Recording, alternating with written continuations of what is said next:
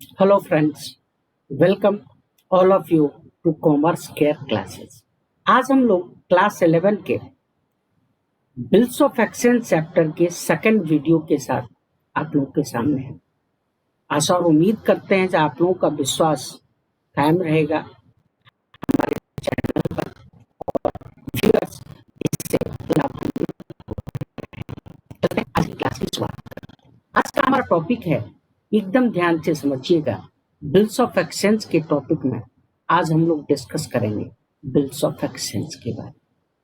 Simple word में आपसे अगर कोई भी पूछे कि बिल्स ऑफ एक्सचेंज क्या है, तो मैंने प्रीवियस क्लास में बताया था कि बिल्स ऑफ एक्सचेंज एक निगोशिएबल इंस्ट्रूमेंट। फिर मैंने बताया था कि निगोशिएबल इंस्ट्रूमेंट क्या होता है, निगोशिएबल इंस्ट्रूमेंट कितने टाइप का होता है, और प्रोमिसरी नोट क्या होता है, और हुंडी क्या, ये हमने पिछले वीडियो में डिस्कस किया। आज हम लोग डिस्कस करेंगे बिल्स ऑफ एक्सचेंज के बारे में। अगर सिंपल वर्ड में आपसे कोई भी पूछे जो बिल्स ऑफ एक्सचेंज का डेफिनेशन कहाँ दिया हुआ है, आप बोलेंगे section 5 of negotiable instrument act 1880। Objective में स्टेट बोर्ड में ये क्वेश्चन आता है जो बिल्स ऑफ एक्सचेंज का डेफिनेशन कहाँ दिया हुआ है, आप क्या बोलेंगे? Section 5 of negotiable instrument act 1881। जी हाँ, बिल्स ऑफ एक्सचेंज का डेफिनेशन निगोशिएबल इंस्ट्रूमेंट एक्ट 1881 के किस सेक्शन में दिया हुआ है? सेक्शन 5। अब ये समझना इंपॉर्टेंट है कि ये डेफिनेशन है क्या। सिंपल वर्ड में लिखा हुआ है bills of exchange, simple word में लिखा हुआ है bills of exchange is an instrument in writing. Bills of exchange is an instrument in writing. Bills of exchange is an instrument in writing. मतलब bills of exchange एक ऐसा instrument होता है जो रिटन होता है। बिल्स ऑफ एक्सचेंज एक ऐसा इंस्ट्रूमेंट होता है जो रिटन होता है। containing an unconditional order, containing an unconditional order, जिसमें दिया जाता है, लिखा होता है, वर्णित होता है क्या? एक अनकंडीशनल। ये एक इंपॉर्टेंट पॉइंट है, अनकंडीशनल ऑर्डर मीन्स इसमें ऑर्डर दिया जाता है लेकिन वो without any condition. Bills of exchange is an instrument in writing containing an unconditional order.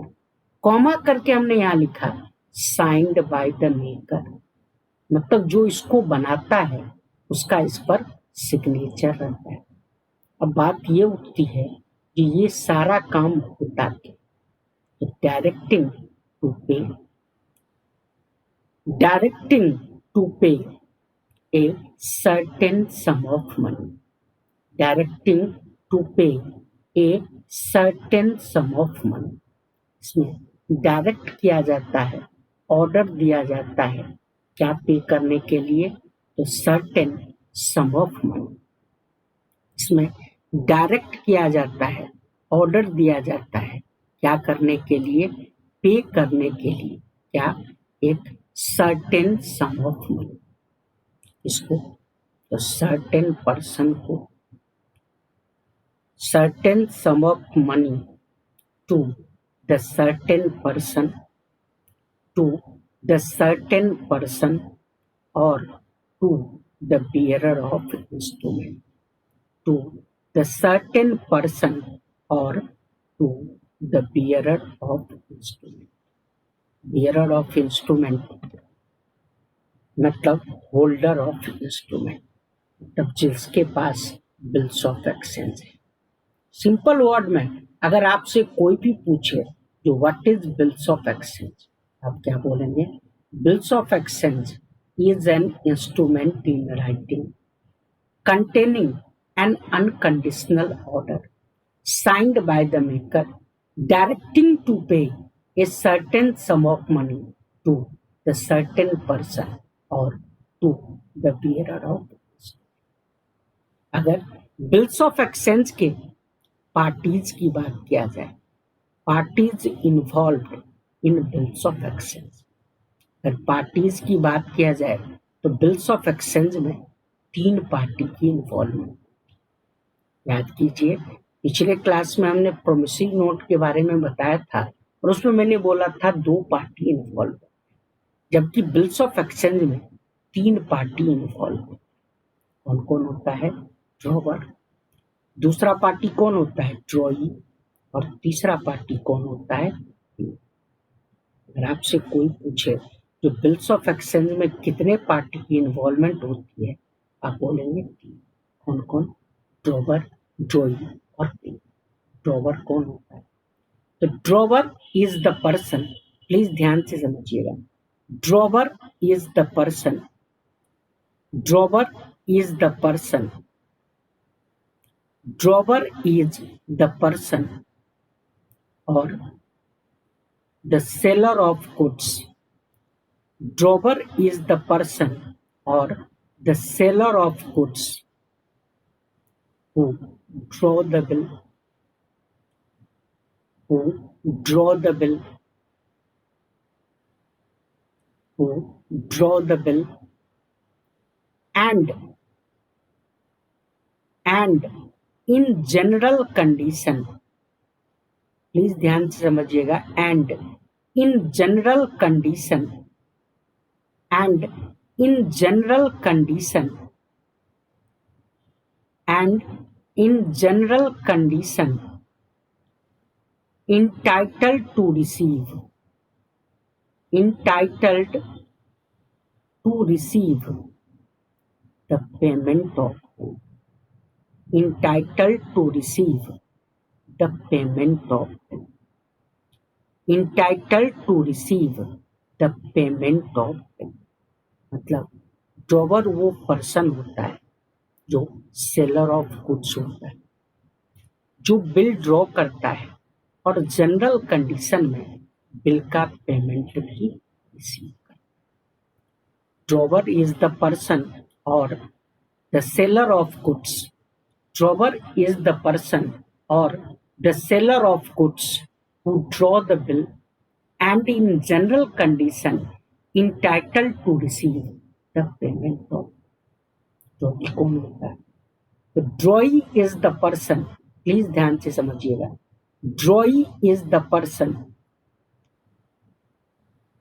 ड्रॉई is the person who accept the bill, ड्रॉई is the person who accept the bill, ड्रॉई is the person who accept the bill and always, please ध्यान से समझिएगा, who accept the bill and always, उसमें मैंने लिखा था in general condition, लेकिन इसमें है and always responsible, and always responsible, and always responsible to make the payment of, always responsible to make the payment of।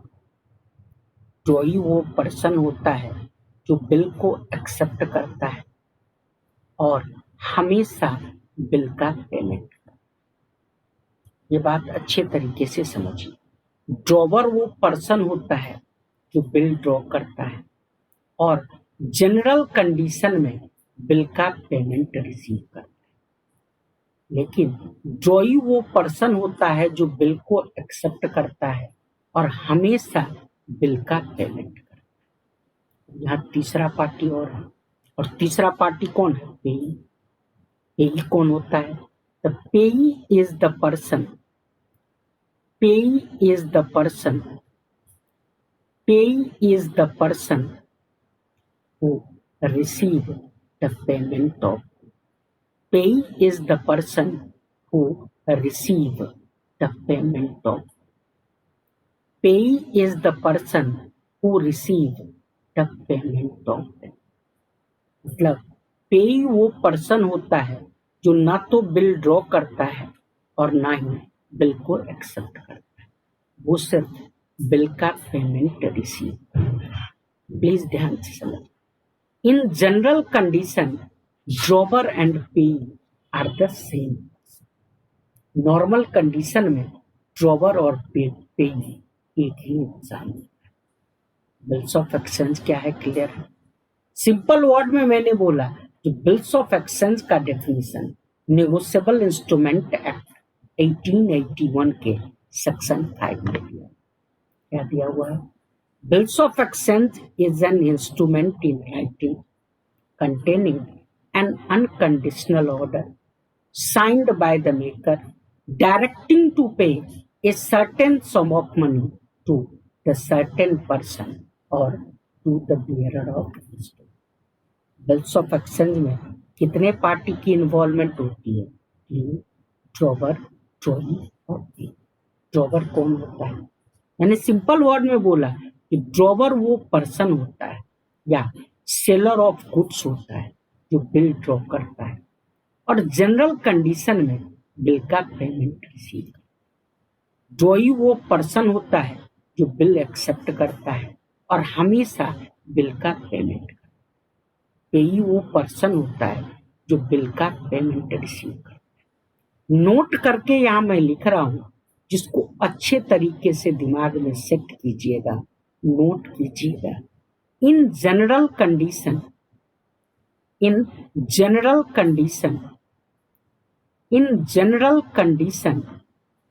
Please ध्यान से समझिएगा। In general condition drawer and payee are the same person. In general condition drawer and payee are the same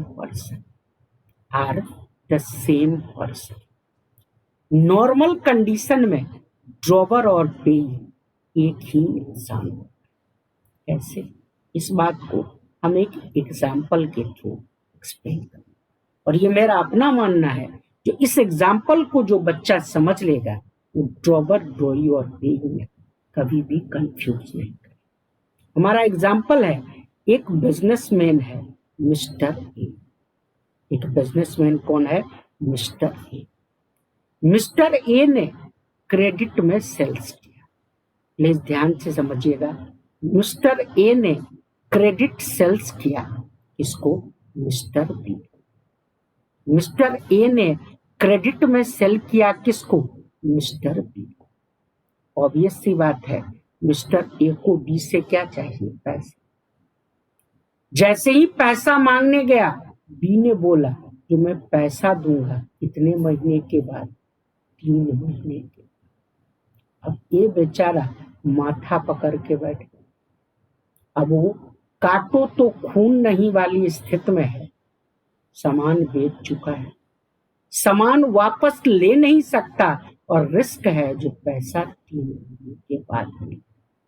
इस risk से बचने के लिए, risk किसको है? ए को। सेलर ऑफ गुड्स कौन है? ए। तो ए इस रिस्क से बचने के लिए क्या करेगा? एक बिल ड्रॉ करेगा। ये क्या करेगा? एक बिल ड्रॉ करेगा। इसके ऊपर बी के। ये क्या करेगा? एक बिल ड्रॉ करेगा। इसके ऊपर बी के। बी क्या करेगा? इस बिल को एक्सेप्ट करेगा। एक्सेप्ट करने का क्या मतलब है? 3 बार जोर जोर से बोलेगा एक्सेप्ट है? नहीं भाई, ऐसा कुछ नहीं करना है। अपनी सिग्नेचर कर दे और ये बिल वापस आ जाएगा किसके पास? ए के पास। अब ए 3 महीना के बाद बी से पैसा ले। अब यहां ध्यान से देखिए, mister A seller of goods है और बिल ड्रॉ भी किया है, तो यहाँ मिस्टर ए को क्या बोलेंगे? ड्रॉवर। मिस्टर ए यहाँ सेलर ऑफ गुड्स है और बिल इसने ड्रॉ किया, ये कौन हो गया? ड्रॉवर। मिस्टर बी ने बिल को एक्सेप्ट किया, तो मिस्टर बी यहाँ कौन हो गया? ड्रॉवर। यहाँ कोई थर्ड पार्टी नहीं है, तो ड्यू डेट आएगा तो क्या होगा? बी बिल का पैसा देगा और ये पैसा किसको मिलेगा? ए को। तो यहाँ ए बिल ड्रॉ किया तो ड्रॉवर भी है और पेमेंट भी रिसीव करेगा, तो बिल भी है। इसीलिए यहाँ मैंने बोला जो जनरल कंडीशन में ड्रॉवर और पे एक ही इंसान। लेकिन मान लो ए ने सी से क्रेडिट में परचेज किया, ए ने मिस्टर सी से क्रेडिट में परचेज किया। अब सी पहुंच गया ए के पास कि भैया मेरा पैसा दे दो।